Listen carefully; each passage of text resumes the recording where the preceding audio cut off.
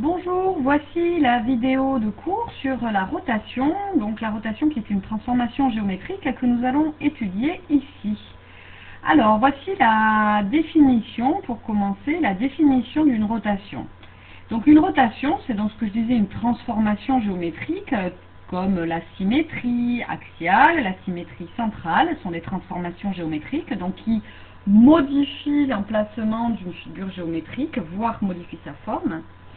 Ici, donc, une rotation, c'est une transformation géométrique qui est définie par un centre, un angle et un sens. Donc, il faut trois éléments pour définir une rotation. Le sens, donc il y a deux sens de rotation, ce qu'on appelle le sens direct et le sens indirect, sachant que le sens direct, c'est le sens inverse des aiguilles d'une montre.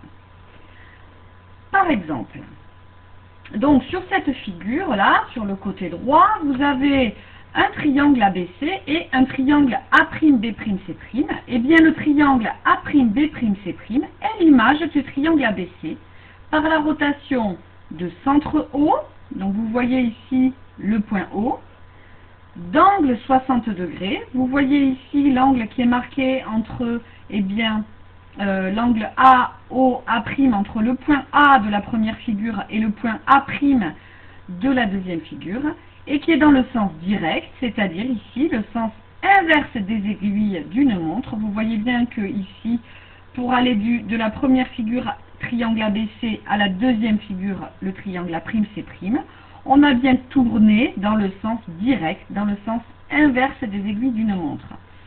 Et l'angle de rotation, on le voit bien ici, est un angle de 60 degrés, qui est marqué là pour l'angle AOA', mais qui serait exactement la même chose si je voulais tracer, par exemple, alors je vais le mettre en vert pour respecter les traits de construction. Par exemple, du point B de la première figure au point O et jusqu'au point B', et bien cet angle entre le point BOB', les points BOB', l'angle formé est bien aussi un angle de 60 degrés. Une remarque importante, donc ici, une remarque importante, c'est que la symétrie centrale, donc une transformation que vous avez vue l'année dernière qui correspondait à un demi-tour, et bien le demi-tour en fait correspond tout à fait à une rotation qui est une rotation d'angle 180 degrés.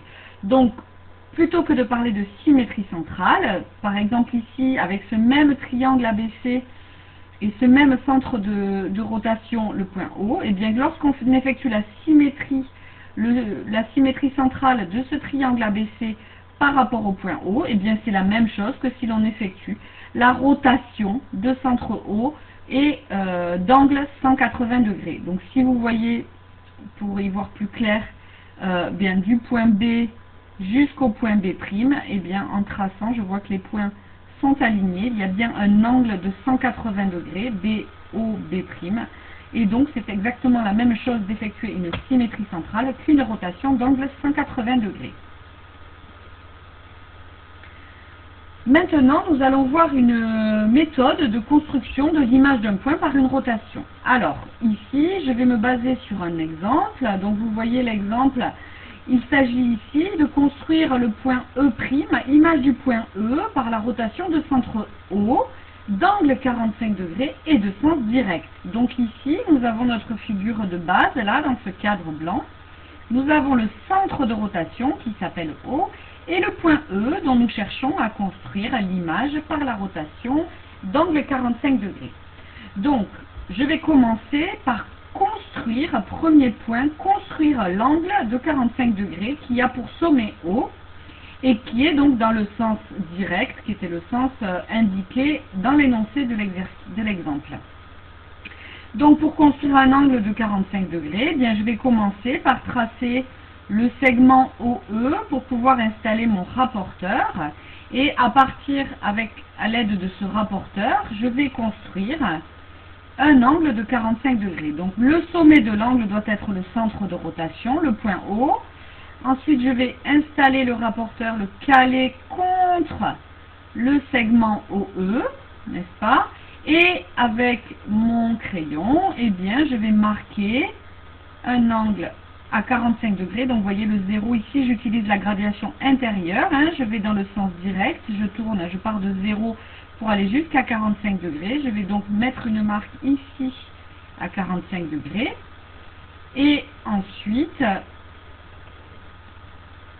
tracer, j'enlève le rapporteur, je vais tracer l'angle de 45 degrés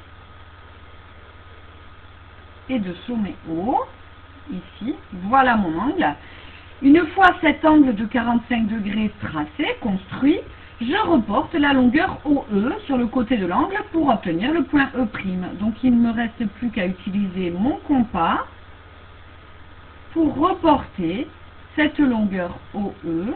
Je pars du point E et je vais tracer un arc de cercle jusqu'au deuxième côté de l'angle